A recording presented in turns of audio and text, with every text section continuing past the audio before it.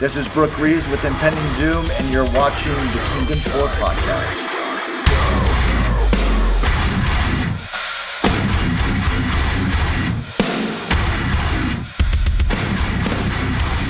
Hey guys, welcome back to the Kingdomcore podcast. This is Sean here. And this is Chris. And today we interviewed Brook Reeves from the legendary Impending Doom. We had an amazing conversation. We've been trying to get in touch with, or to try to set this up for the last 4 months. Yeah, just lots of crazy stuff. There were holidays, there was New Year's, and there was COVID, then tour for all four of us.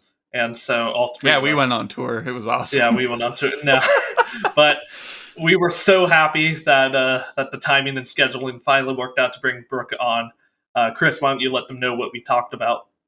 Yeah, we talked about Hellbent, obviously, is the main new thing from Impending Doom, but he also went into a bit of the history of Impending Doom, how they started out, talked about the kind of where he wants to go with writing, some future plans for the band, and a whole lot of other stuff. It was a really, and a random conversation about carnivores and stuff.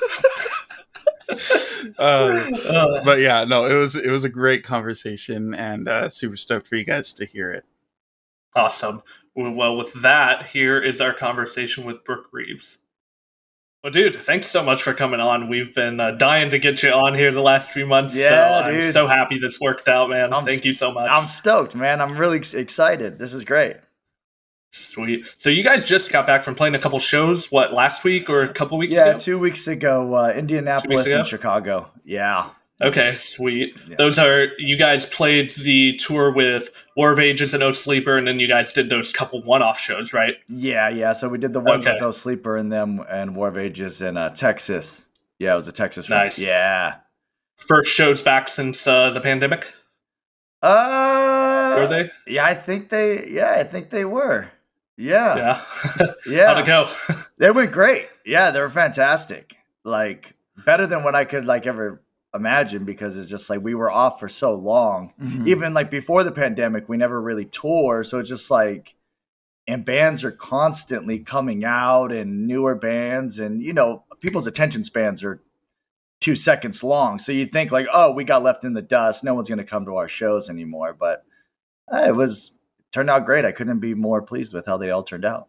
Were people like super hyped to see you guys, like just to be seeing live music again? Yeah, live music. It seems like, man, all my friends that are on tour, it seems like all their shows are packing out, and everybody like, oh crap, we went however long without playing shows, and then everybody's like, oh, I better go to shows now to see how fast they can like go away. So like, yeah, not taking it for granted, especially like in America. Like when you go to like other countries, people turn out because we still don't get them up here in Canada. Yeah.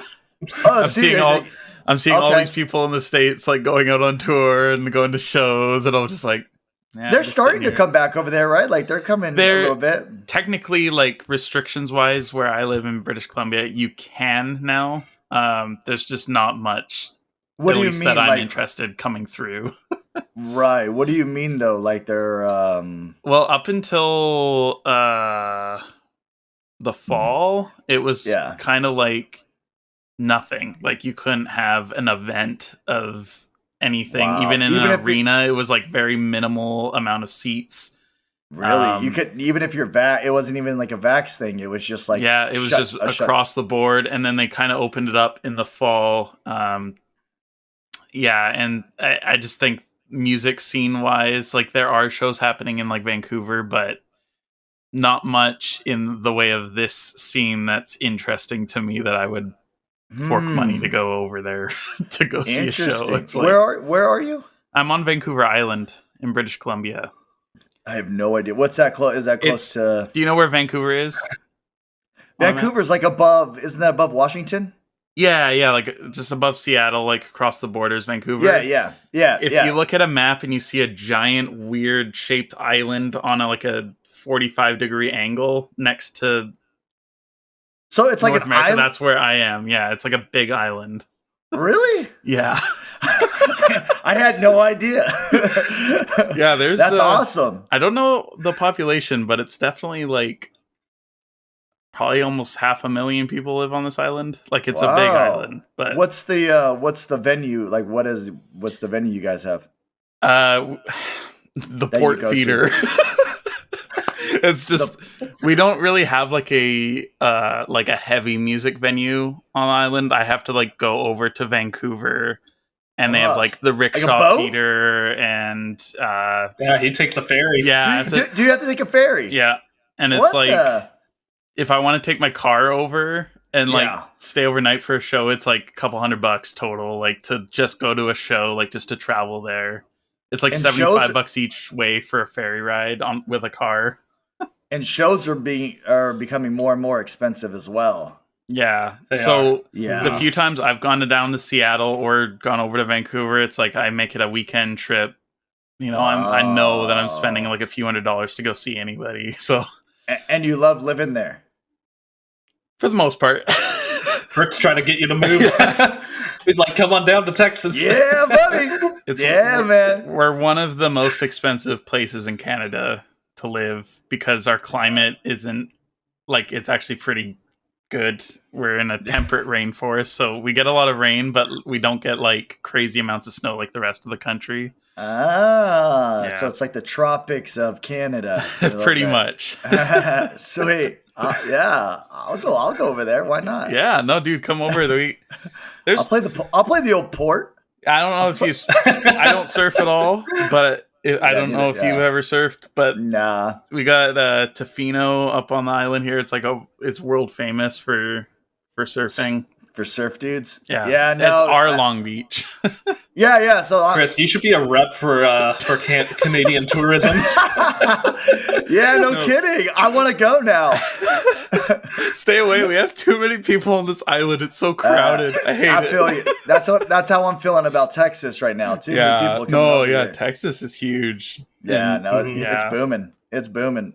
That's kind of Yeah. it's getting overpopulated here. It's like for the people living here, it's just All right. I won't go. No, come hang out with me, dude. You got a Alright. place to stay anytime. I'm just moved in with my wife's grandparents, so you know you can So come hang out here. get some good grandma's meals Yeah. and all that. I'm down. There you go. Yeah, that's what you miss on tour is the home cooked meal for sure. Yeah, dude. Mhm. Oh, that'd Yeah. be so sick. Definitely. Yeah. Was it kind of jumping back into it? Was it weird being back on stage again since it had been so long? It's always weird for me. I have like horrible. Oh, yeah? Yeah. No, I have horrible anxiety. Oh, no kidding. Yeah. Bad.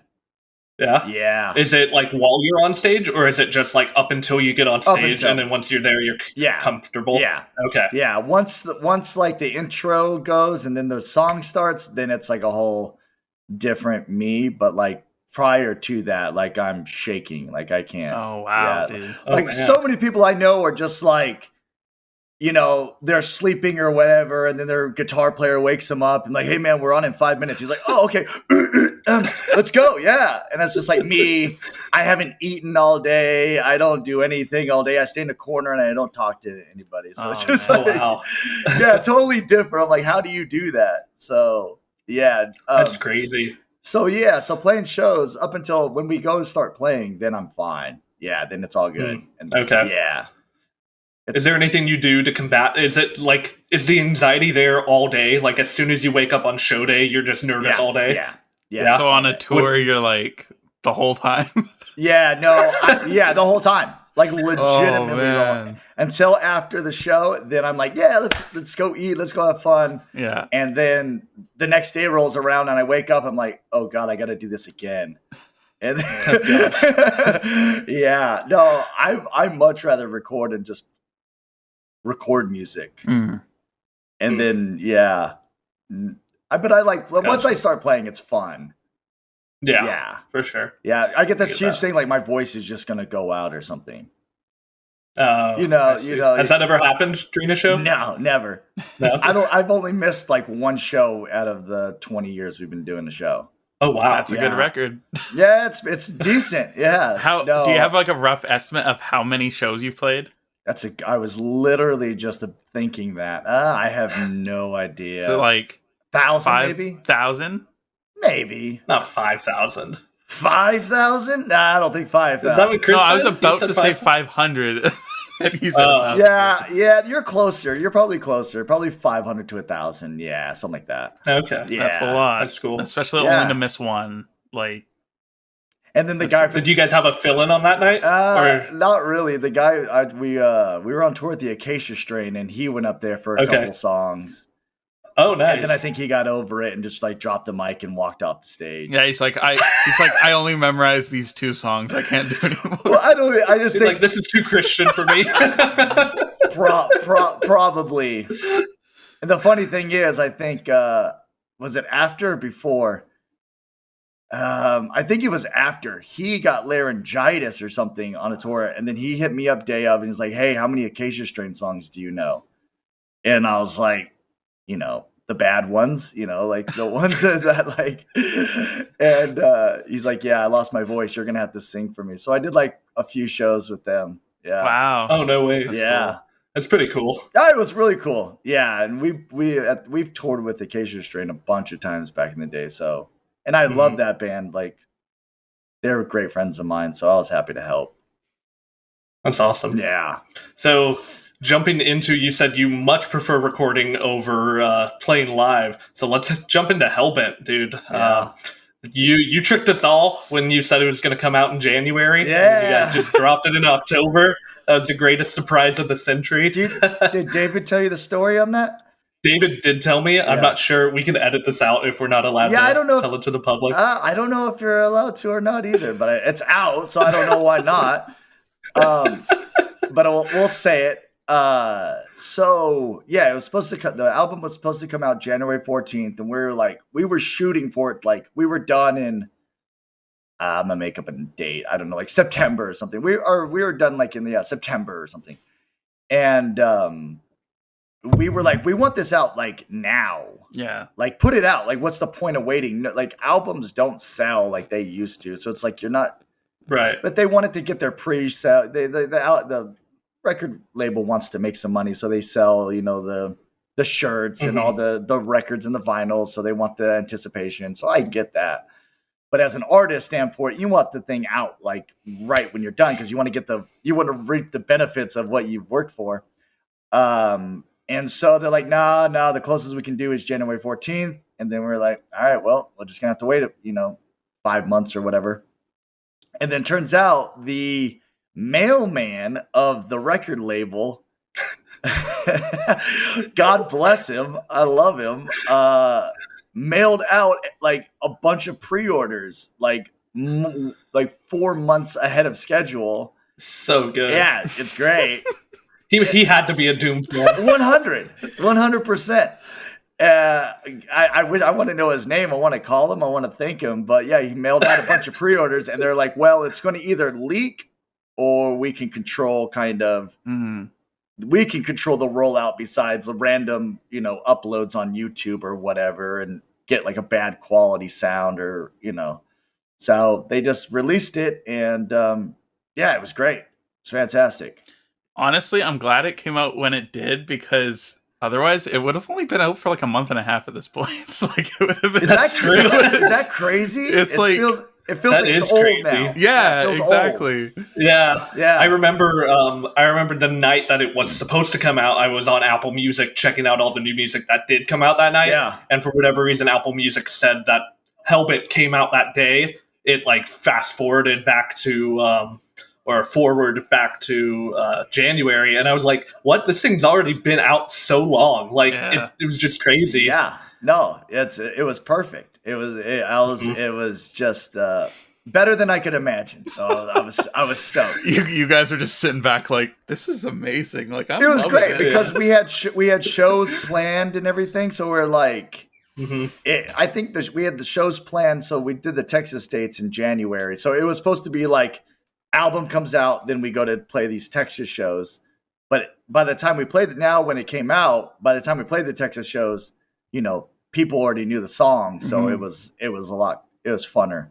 Yeah, that's awesome. Yeah, how's the reception to the EP been? Very good. Yeah, very good. Yeah, again, I mean, I'm just blown away. I'm blown away. People like still listen, and care and want to listen to that stuff and want more, and it's great. Yeah, like I couldn't be happier with your response. Is Makes me want to there do it again. is there like a favorite crowd favorite so far that you guys have been playing that's just like everybody goes nuts for? Not surprisingly, but kind of surprising is it's the Culture of Death song. Oh, that's Okay. not surprising at all. Yeah, That's no, it's my favorite off Yeah, the yeah, EP. it's mine too. Yeah, so I just didn't know how it was because how it's a little bit different with the verses and everything. So, but yeah, that one has been doing great. Sick. Oh, Yeah, man. yeah. So that one's been doing good, but they've all been like when I say like say next song Satanic Panic, people go crazy and love that song too, and we do four. Oh, and then no, the next one we started playing recently is we just threw it in the set was I Must End, and that's like a slammy song. So like Yeah, I Yeah. love that and one. I again people freaking losing their minds to that. So I'm like, this is good. This is good. This Can't is what lose. I want. Yeah, yeah, yeah. So it's been amazing. Sick. Yeah, That's awesome. yeah. So, what was like the writing and recording process like for Hellbent? Because you guys, I correct me if I'm wrong. I feel like you guys started that way back in 2020, Yeah. and then there was a little silence, and then I feel like some point in 2021, you guys posted that you were going back into the studio. It was just Am I wrong there? no, you're right. Okay. So I went to LA to record, and I just wasn't stoked on my performance at all. Like it just me personally, I was like, I can do better.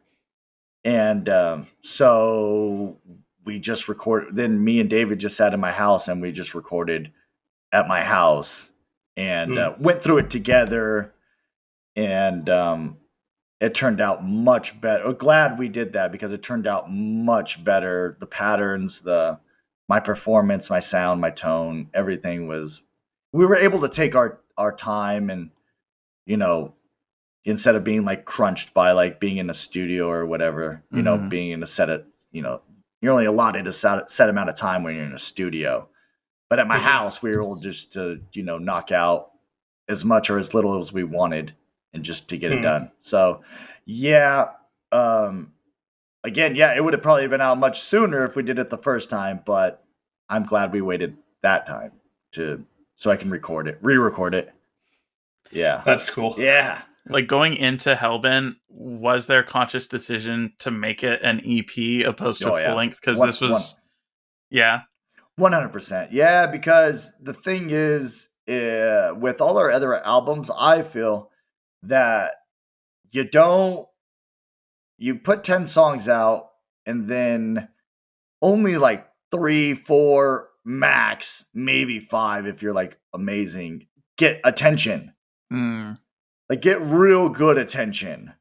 And you only make a video for you have like 1, 2 singles, maybe 3, and then you do a couple of like music videos. And so those 5 songs or 4 whatever songs you choose get the attention, and then the other 5 could be great songs as well, but they don't get any love, and you're just like, dang it, like people gotta appreciate the deep cuts more. The ones that that's what I do though. Like when I listen to people's records, I like the B-sides. I like the things that like most of the time it's not the singles that I like. I listen to the full album for sure. And then I'm like, oh, they should have released this one like first or second, because I think this is way better than their single. But it's hard when you're an artist, man, because you think like, oh, I'm gonna put the one that is the catchiest or the heaviest or whatever, and it's a hard pick sometimes, Yeah, because you never know what your fans are gonna like. You never know. So you just kind of take an educated guess, Yeah. Like, I mean, I'm sure you guys have written songs that you were surprised got as much traction, or vice versa. You were surprised didn't get as much fan traction. Would that be true for you guys? Yeah. The one that I surprisingly, I mean, it's a good song. Is the one that Ryan Clark's on. Like that one's like one of our top songs on Oh Spotify. yeah, It's just dude, people love Ryan Clark. yeah. I mean, he's Ryan Clark and he's awesome. I just didn't know for us if it was going to fare well with our fans. Like, oh, there's some singy whatever song, but that song surprised me. Are you? I don't think you have, but are you ever going to make a Demon Hunter appearance? I would do it for sure. I don't know if they would want that, but I would do it. I would do it. I would do it in a heartbeat for sure. Yeah, I would love to be on a Demon Hunter song. We were just listening, like they're in a decent rotation when we're driving in a van or whatever with the dudes. Yeah. Oh yeah. I know David's huge into them. Are you a big Demon Hunter guy? I'm more than a lot of other bands. Like they'll make the rotation every so often. David loves them. Yeah. David's the one that mostly plays them the most, and like so I'll like, what record's that on? And then I'll go and then I listen to the whole record that one's on. I'm like, okay, yeah. So no, I love Demon Hunter. I love those guys.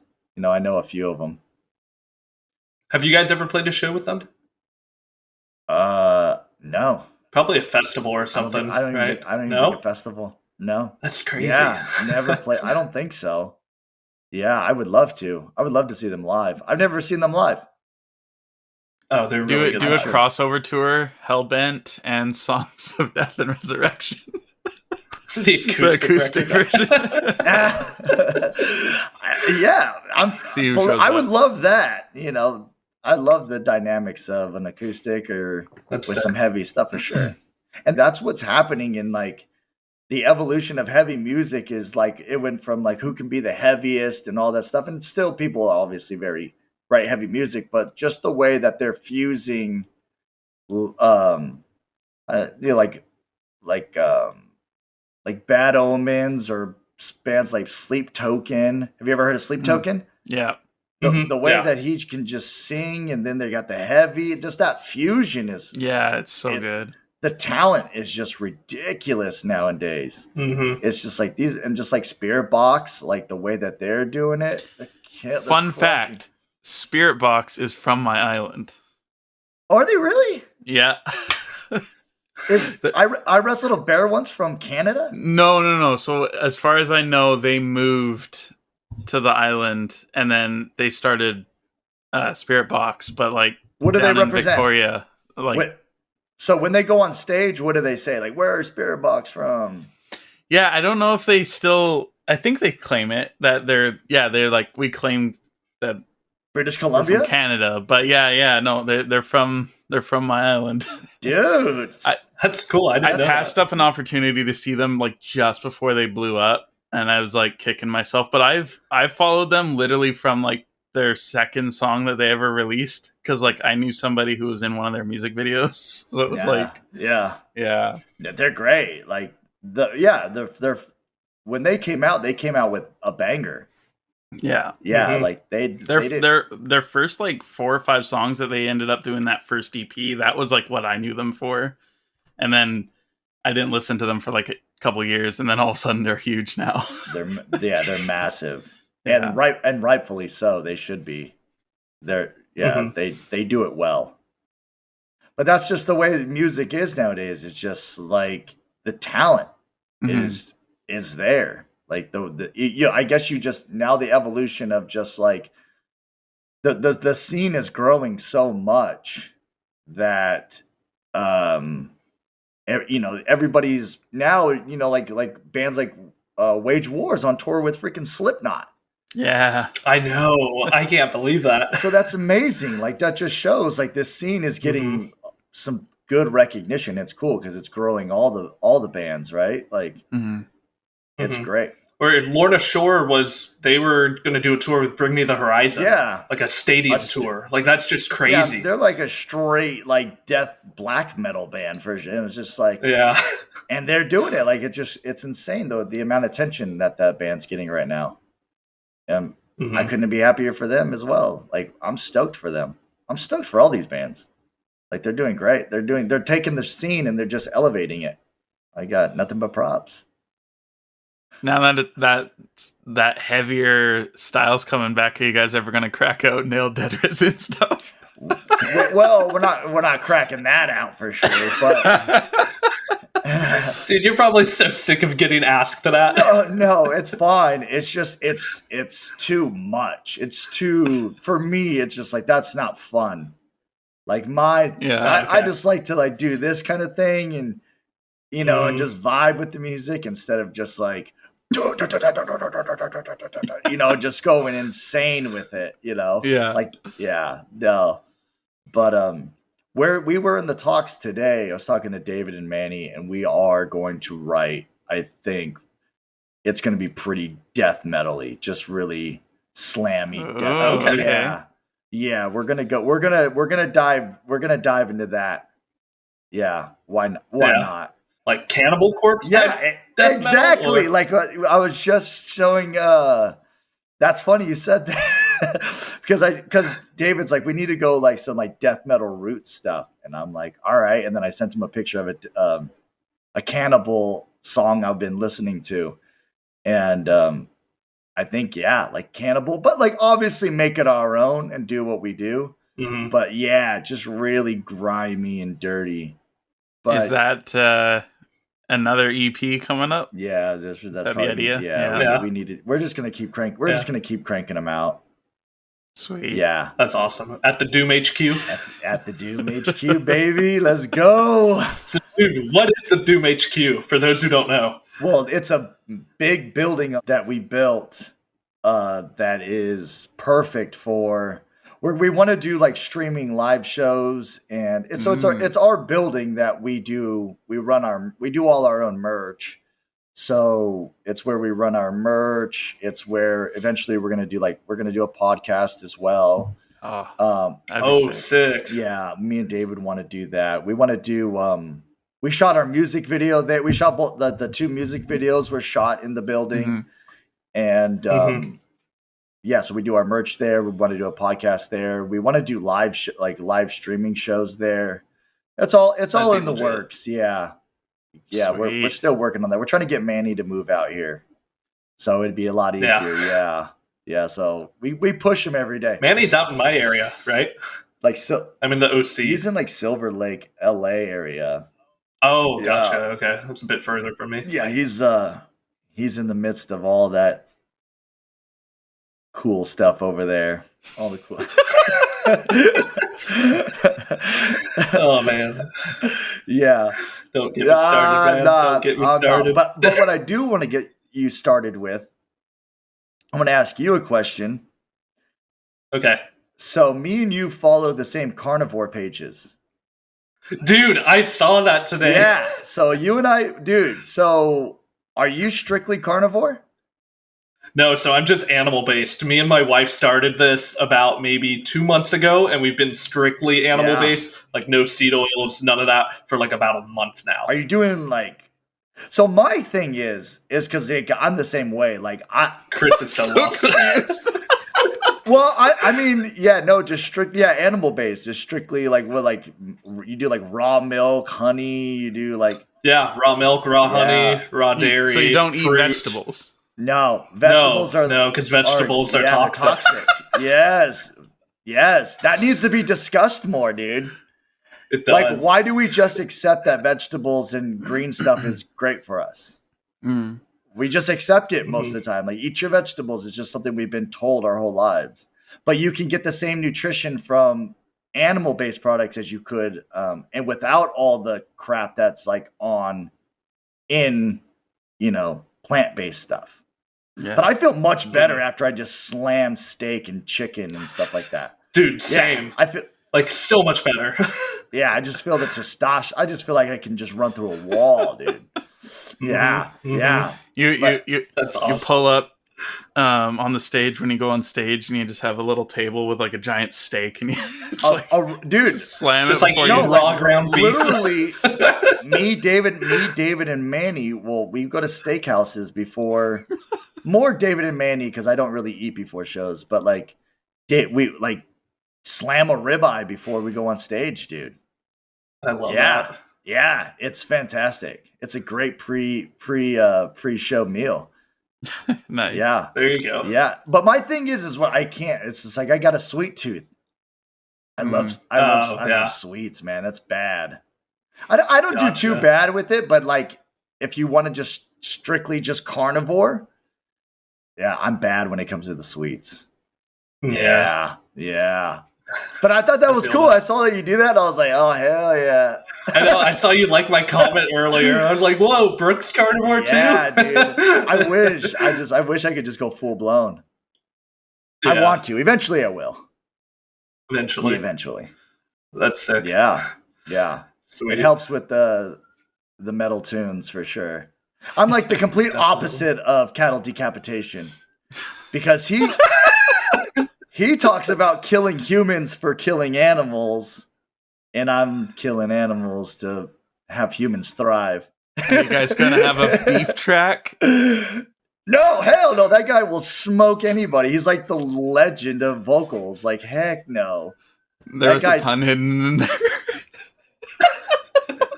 What, the beef? A beef track. Yeah. He won't have that. Yeah, he'll have the. Yeah, he won't. He'll have the kale track. Or whatever he eats. Yeah. No, but yeah, shout out Cattle Decap. What fun fact about that? Impending Doom almost never started because I was probably in 10th grade and I went to go see Cattle Decap at a show, and the guy is, he's the godfather of like doing the most crazy things with your vocals. Like the guy is insane. And I saw him and I texted everybody, at the time. I think it was just me and Manny and then David. I don't know if maybe David was in the band, but I was like, yeah, we can't start this death metal project. Like, I can't be against this. Like, this is peak. And if I'm not going to like perform at a high level, then like, I don't want to do this. This is just insane. So anyways, they pushed and they're like, well, we got to do it anyways. I was like, all right, well, let's record an EP. Yeah. So that's funny. Yeah. And then you invent Goreship. Yes, there you go. Dude, talk about the beginnings of Doom. I've never heard the story on how you guys formed. So it all started. So at my high school, not many people listened to like heavy music. Like obviously, deathcore wasn't a thing. So when we first started, I was listening to nothing but like Korn, and like I was a big '90s nu metal fan, starting from like when I was in 5th, 6th grade, and then I got into, in 9th grade I got into death metal, and I was like, this is great. Like I love this. This is my style. But nobody listened to it. Nobody.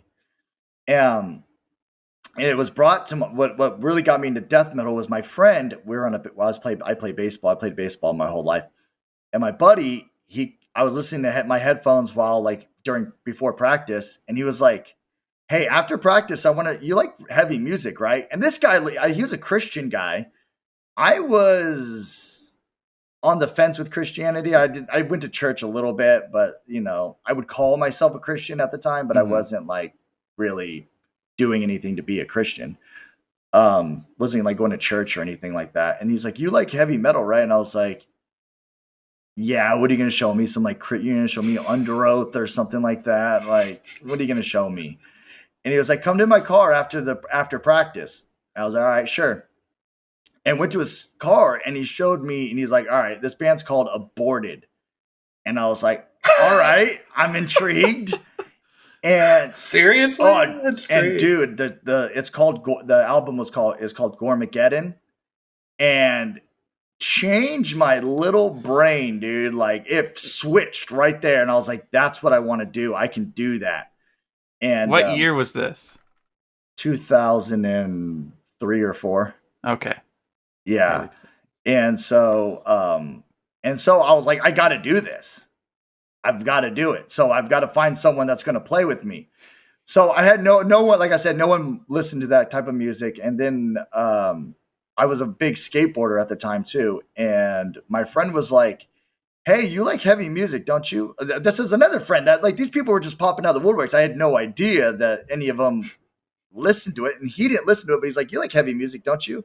I was like, yeah. He's like, well, you should talk to my friend Manny. I think he likes that kind of stuff too, and he plays guitar. And I was like, really? I didn't know Manny at the time. He was younger than me. And I was like, he's like, yeah, you should reach out to him. So I was like, sure. And because I knew we there was two separate groups of skateboarders. There was Manny's group of skateboarders, and there was my friends that were skateboarders. We were a little bit older, and two different cliques. And but I knew who Manny was. I knew like his face. And so I went up to him in the hallway one day, and I was like, yo, you play guitar? And he was like, yeah. And I was like, we should start a band. And he's like, I'm down. And I gave him my number. He gave me his. And then we just literally went through, we tried to find like bass players and drummers. But everybody, like I said, everybody was Blink-182. At that time, Taking Back Sunday was massive. Thrice, just those typical bands. Under Oath, if they were crazy, they listened to Under Oath. But like me, I was listening to, now that I got into Aborted, and I would go to like the local music shop and I would buy CDs, that anything that looked like, okay, this looks like it's good. So I'd buy all the CDs up, and then eventually started going to shows. And then that's how we started meeting people that were in other cities like Corona. Corona Virus. Virus. Sorry. Yeah. In 2003, we were meeting people in Corona. Yeah. So we went. So in Corona, there's a venue that are the most popular venue in Corona is called Showcase. And rest in peace. Oh, sad. And then we started going to shows, and we were meeting people in Corona, because that's in Corona, the scene was big over there. People were into heavy music. It was huge. It was huge. Yeah. Like the high schools in Corona were all listening to heavy music, heavier music, and they were in bands. And then eventually, after like going through everybody in Riverside that played any sort of instrument that could be somewhat heavy, we met people in Corona, and then that's how the bands like really started. We met a guitar player named Chris, and his buddy Isaac, and we wrote 5 songs fairly quick, and that was our first EP. So we started that in like 2004. It came out in 2005, and then but not thinking anything of it, like literally just thinking like not thinking like nowadays kids start a band to be like, I'm going to go on tour, I'm going on Spotify, I'm going to be on iTunes. You could be on that in an instant nowadays. Mm-hmm. Like you pay your $20 mm-hmm. and you're on all these platforms. But back then I was just like, oh, I just want to be in a band. I just want something to let out like my rage, or something out on. So put that out, and it started getting a little bit of traction on MySpace. Like people were really digging it because it was really death metal with breakdown. So we just took the death metal bands, and we liked Acacia Strain was big at the time. So we listened to Acacia Strain. So we just added Acacia Strain breakdowns to death metal, and people were like, this is great. And we played our first show at a skate park on Halloween, I think 2005 or something. And I was a senior in high school, and it did well. Like it was probably 50 people there or something like that. Wow. It was pretty good. And from there we did I think they invited us to do a battle of the bands at Showcase for us to open for all the Corona bands. And we were one of like 6, and dude, it was packed out, and we literally we did really well. And I was just like, all right, like was not expecting any of this. And I was doing the classic, like, hi, we're Impending Doom from Riverside, super nervous and like timid and like just looked like, God, get out the stage. But it went really well. And then we got offered another show. And then one of the shows we got played, we're still local, and we got to play with Acacia Strain. And Acacia Strain, like, they were blown away by us. Like Vincent was blown away, and he went out, he sought after me. Like I was just a local kid. And he went up to our merch table and he was asking the merch guy, like, where's this guy at? I got to talk to him. And so I met up with Vincent and he was like, dude, you guys need to come on tour with us. And I'm like literally, you know, we like, it's like one of like, you start a band and like your favorite band is Phineas or whatever, you know, or we want to take you on tour. It was just like, that's awesome. Yeah, Acacia Strain to us was that band. And, yeah, he was just the greatest. He was just the sweetest guy, and he was just like, dude. If it was he wasn't headlining the tour, and he had no authority to bring us. But it was nice to hear him say, like, dude, I want you guys to come on tour with us. And I think then some time passed, and they came back. And Acacia Strain's like, this song goes out to Impending Doom. I'll never forget this stuff because we were nobody, like nothing. And he was giving us shout outs and all that. And then little did we know we'd be touring with them like 5-6 times, you know, went overseas with them and became really good. You friends. filled in for them. Like, yeah. And then I fill in for him. It was just like total full circle. Full circle, dude. Yeah, it was amazing. And then we made friends with, you know, Whitechapel and went on tour with them, and it kind of just snowballed. It just like we were doing very well in our local scene, and then we got offered like an opening spot to a tour, and again thinking like, all right, we're not going to get offered another one. Then like a week before that first tour ended, they were like, hey, in 2 weeks you and Whitechapel want to go do another tour with some other bands? And we're like, no. So, and Whitechapel was like their first time going out too. And then, so we did our back-to-back tours with Whitechapel, and then it just snowballed. And then it was just like, okay, you want to do another tour. And then, yeah, we figured, and then we did a record on Face Down, and it did well. I think it was like before For Today's last record came out for Face Down. I think that, you know, Nail Dead Risen sold the most out of anything they've ever put out. And then, so it was cool because I remember when I was in the studio doing Nail Dead Risen, Jason, the owner of Face Down, came into the studio, and I'm doing my like, doing all that, and he walks out, and I don't know if this is true. I don't know where I heard this, but he said that it was the worst thing he's ever heard.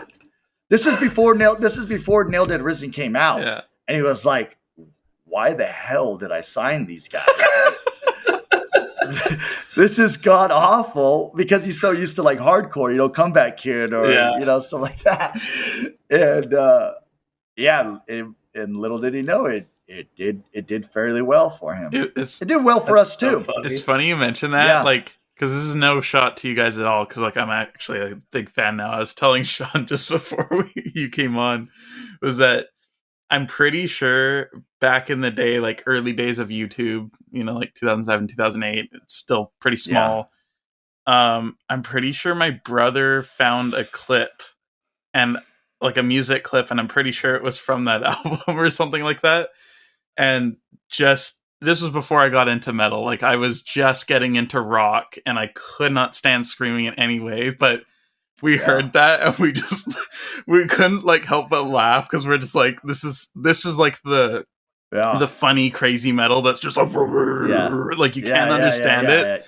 But it's a stereotypical kind of metal. Like, you can't understand what you're saying and blah blah blah. And now I can appreciate it. But it was just like funny thinking back to then that it's like my little sister. My little sister, she's 9 years younger than me. So when Doom was starting, she was a little girl. She was probably 8 years old or something like that.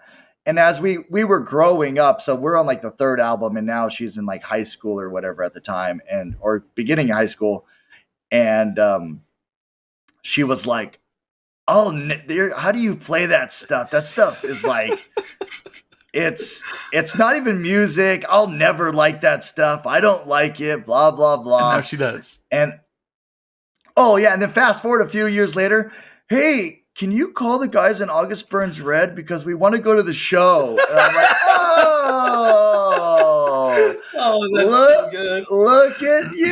now, you know, it was just like, same thing with like, I think she got into like Devil Wears Prada or whatever like that.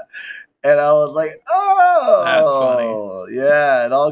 But it does do that, dude. Like, people will say, I don't like this stuff. I don't like this stuff. And I'm like, you got to go to a show. Like, then you will understand just what all the screaming and craziness is about. When you go to a show and you're like, it clicks. It's just like, oh, I get it now. Like, it's just one big action scene. You know, it's just one big action movie. It's just craziness. Yeah.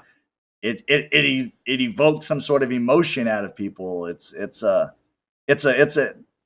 the same thing as like, I probably could, but like sitting through a 2-hour Coldplay show. You know what I mean? Like, they're good. Yeah. Like, I have no, you know, they're fine with me, but it's a totally different vibe when you go to a heavy metal show. It's just like, it's so much fun. Mm-hmm. Yeah, there's a fine line between a concert and a show, for sure. Right. Yeah, just kind of just sitting there and enjoying, you know, the radio hits that are like just so overly like produced and perfect, you know, like that's a perfect show. You know, with metal, it's not. It's just grimy and gritty and sweaty. The whole atmosphere, right? It's like venues kind of hot, and you just like how like Slipknot wanted to like burn piles of like poop at one of their shows. But they realize it's too toxic. You can't have people breathing in poop all show. Only Slipknot. Yeah. But like you're trying to create an atmosphere, right? And like the death metal band or the black metal band Watain, they bring they put like real pig heads on spigots on stage, and it just stinks the whole place up. Disgusting. Yeah. It's disgusting, but it's metal, dude. It's just like that is pretty metal. It's pretty one of the most metal things you can do. I was at a pig roast once a couple summers ago, and I took some photos with my camera of like the pig was laid out on this like grate just in flames, and I'm like, this is metal. Like, you're getting metal cover. Your mind changed from like, oh, this is just food to this is gore. I've been saving that for something. Maybe I'll use it for a refiner single. Yeah, you should, dude. Put a death metal logo right at the top right. Yeah, flames coming off a pig. Yeah, for sure. Absolutely. I love that. Burn the swine. You could call it that. Done. There you go. Yeah. So, dude, I wanted to ask about just all the lyrical things on Hellbent. When you guys went in to write that, what was on your mind? What was your goal in like the meaning and the message behind the EP? There's just all kinds of things. It's just personal stuff in life, man. Like I'm trying to become more of a songwriter in general, not just like Doom stuff, but in general, I want to become a better songwriter, because I love singer-songwriter stuff, like guys with just acoustics and just like that are able to be vulnerable and able to sing about, you know, certain topics in their lives, you know. And I'm trying to hone in on that. It's hard. I'm a pretty private guy. I like to be private most of the time. I really don't like social media at all or any of that stuff. Like if I wasn't in a band, I wouldn't have any social media at all. So I'm trying to, in my music now, to infuse more, you know, my heartfelt stuff but just trying to open my lyrical palette up a little bit. And so it was just a bunch of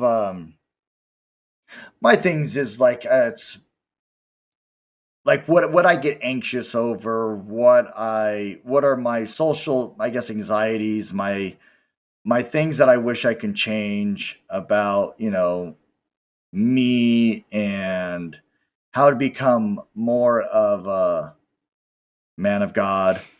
But really though, it's just like in Christian metal, in Christian music, I think that's why a lot of bands kind of fall off. I think they want to reach this. Maybe in some, maybe just some. They just were forced into it at a young age, and then they got older, and they're like, well, that was me when I was younger. And they never followed through, never read Bible, never like really got fed, so they just kind of walk away. Other people, I think that they just, well, I'm not perfect, and I'm just a sinner, and so why not? Why be a hypocrite, right? And just call myself not a Christian anymore.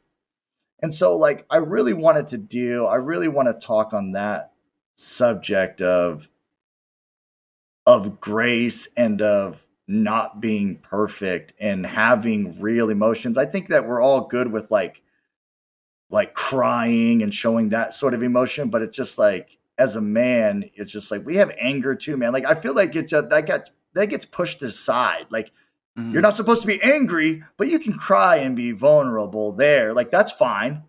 But don't be angry because that's toxic and that's nasty. And like, you know, we have to be nice and um PC and we got to be gentle, which is good, which are good things.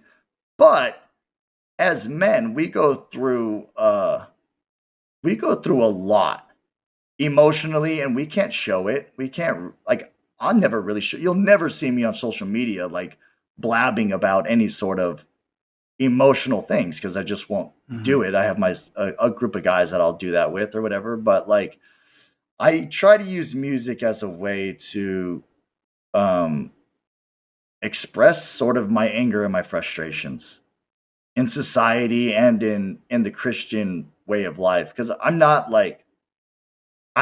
PC at all. Like at That's all. why we love you. Yeah.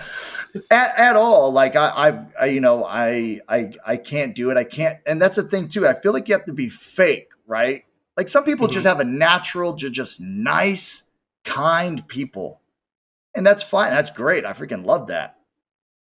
But a lot of times people are just, that's why you see so many churches and leaders in churches fall or whatever, because they're just putting on a facade. They can't be real and realize like, because you have to be perfect in this day and age, or you're going to get, canceled. And it's just like, it's crazy because Jesus was polarizing Mhm. 100%. Hmm. There is no Jesus and my sin. There is no, and obviously we are sinners, but it you can't be like, well, I want to still do this part. I want the Jesus, you can have, this part of my life and kind of have my get out of hell free card, but I still want to live my other life. And um I want to like not marry those two things, but I want to say like I want to be vulnerable in the sense of uh expressing that I do have my doubts. I am human. I do have error, but I'm never going to abandon God. Like I Mhm. never want to lose that connection with God. And because I feel like people just go, it's either this or It's that. Like I'm extremes. either a sinner, I'm either like a sinner and I like God will never love me and I'm never going to be saved. So I might as well not give up, I might as well not be a Christian anymore. Which me, I am a freaking huge, massive sinner, but like I look at it as like, thank God for saving me. I will never like when I read my Bible and I get close, I'm like, yeah, I got it. Like I see where I missed the mark, but thank you for giving me this so that I can like read that everybody in the Bible missed the mark, right? Everybody in the Bible is tainted. And it's just like, all right, I feel better now. And it's like, it makes me want to walk closer to Jesus, Mhm. right? Because Hmm.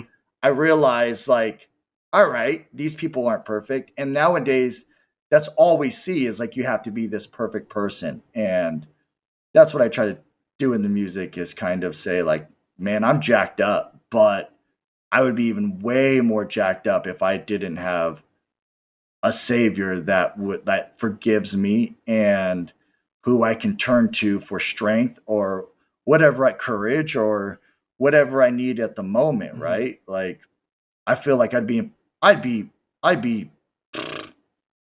oh my gosh, I'd be in a very bad place if God didn't just reach in and be like, you know, take a hold of my life and be like, all right, Brooke, you're a piece of work, but we can form you a little bit. I can kind of tame you a little bit. So that's what I really want to use my music for, is to let people know, like, that you can be, you can have all sorts, you could be all sorts on the emotional spectrum, the anger spectrum, the addiction spectrum, and still like be a work in progress for God, instead of being like, oh, I give up. Yeah. So that's really what I wanted to do with this EP and with Impending Doom moving forward, is not because it can be, and not put my faith in any man, because that's the thing too, is like, I know the heart of man. I know my heart, and I know that, like, man, at any moment I could fall into some sort of temptation or some sort of rut or whatever. We all have our seasons of in life.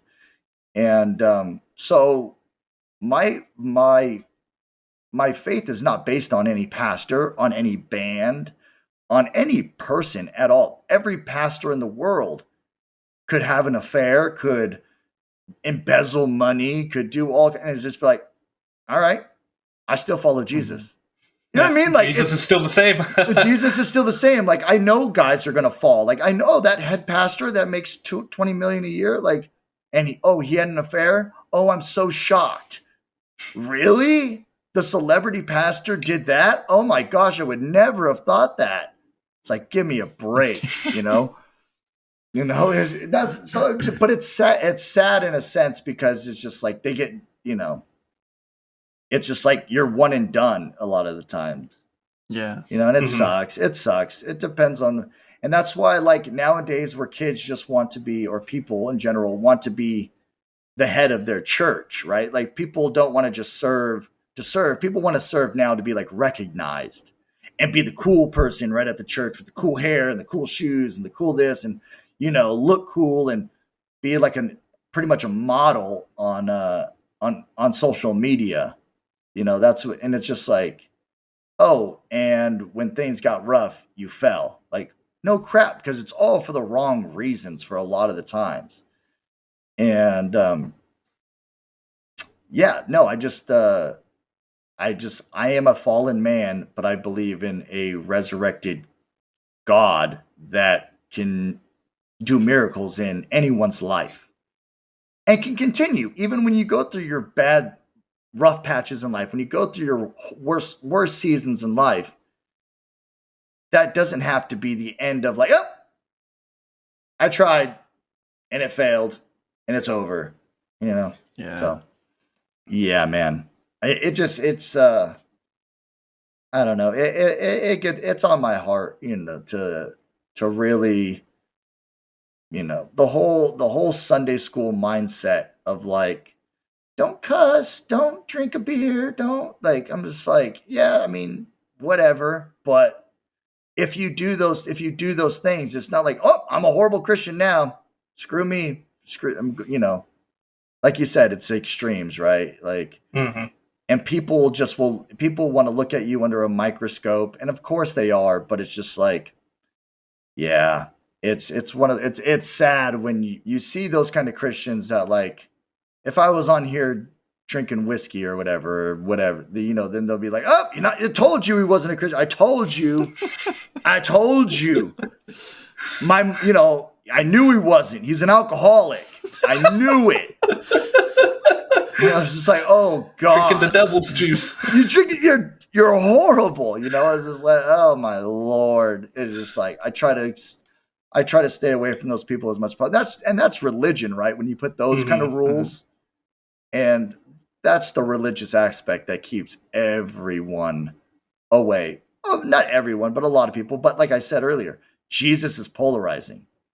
You can't cherry pick what you believe. Like, it is what it is. And if you don't believe in Jesus, fine. But, like, this is what it is. Yeah. Dude, that's awesome. That was great, dude. So cool. Thank you. Amen. Yeah, no. I'm preaching from the doomsday preacher himself. That's funny. Yeah. No, I'm having a good time with it, dude. It's really cool after all these years that I can still do what I do and still make, good connections with people, and Christian or not Christian. Like when we were starting, we didn't do the Christian circuit. Like we did all not pretty much non-Christian stuff. I mean, we did, one-off tours, or we do one-off Christian festivals, but for the most part, it's non-Christian stuff. And I've had an opportunity to talk to so many different types of people that believe in so many different types of things, or don't believe in anything at all, and still have like solid relationships with them. And that's what it's all about, man. Because yeah, you planted a seed, and you never know. And I mean, I've had people talk to me, like non-Christian people, like pulled aside, like, and ask me certain things about God. People that like you wouldn't think like would ever ask questions. And it's really cool to be able to, just share my heart and my testimony a little bit, and just like send them on their way. They don't have to be like, okay, now say the sinner's prayer with me, brother. But Brooke, no, I just wanted to talk to you. No, we're gonna get you. It's not like that. It's not like that. It's like, I'm hoping in 5 years, 10 years, 20 years, whatever years, months, they give me a call and like, or hit me up somehow and say, hey man, going through this or going through that. And I remember what you said to me back then, and it really brought me out of this time, or watching your shows or whatever, anything like that. I'm glad to be somewhat a small part in someone's life where it was a positive reflection of God. Because God, Lord knows I've done some bad that's just like, oh Lord, I wish I didn't do that. But that's life, and we move on. But I feel like it's cool to look back and be like, all right, man, I've tried, to put my faith to the test and put it to work. And a lot of the situations that I've been in. I think that's an awesome way to end this. Dude, thank you so much for coming on. This has been a blast. We've been really looking forward to getting you on. I know it hasn't worked with all of our collective schedules, but it's freaking past my bedtime over here. Oh, I'm sorry, man. No, it's not. But because it's a little bit of a time difference for sure. Yeah, for sure. So it works good because my kids go to bed about the time that you said you wanted to start. So that's what. Oh, nice. There you go. So I'm actually heading to bed almost right away because we have to get up at 4 a.m. Where are you going? My wife has to work at 5, so I drive her, and then I'll come back and sleep a little bit. But you better get that house clean. Oh wait, you're with Grandma. Yeah. The cleaning. Yeah. And the cooking. Oh, sweet Grandma. We gotta love our grandmas, man. Gotta love them. Gotta love them. Amen. All right. Well, it's good talking with you, boys. Yeah, good talking to you. Yeah, dude. Thank you, man. That's it for this episode. Thank you guys so much for listening to and or watching the podcast. If you didn't know, you can watch the video form over at youtube.com/fortherock. That is my personal channel. And you can also stream it on all the main platforms, Spotify, Apple Music, and a bunch of other ones. Go ahead and give the podcast a rating on the platform that you're listening to it. It's a huge help. And you can go check us out at patreon.com/Kingdomcore podcast to see some various ways that you can help support us. We have a growing Patreon community. We want to give a huge shout out to Aaron Peter, Jonathan Lyman, Anthony Kuchma, Tiffany Cadenhead, Blake and Cody Andreas for being our core supporters. You guys really make what we're doing possible. And huge shout out to Brook Reeves of Impending Doom for being on this episode. It was a pleasure to talk to him, and we hope that you guys were blessed from the conversation. Stay tuned shortly for some more from the Kingdomcore podcast. Thank you.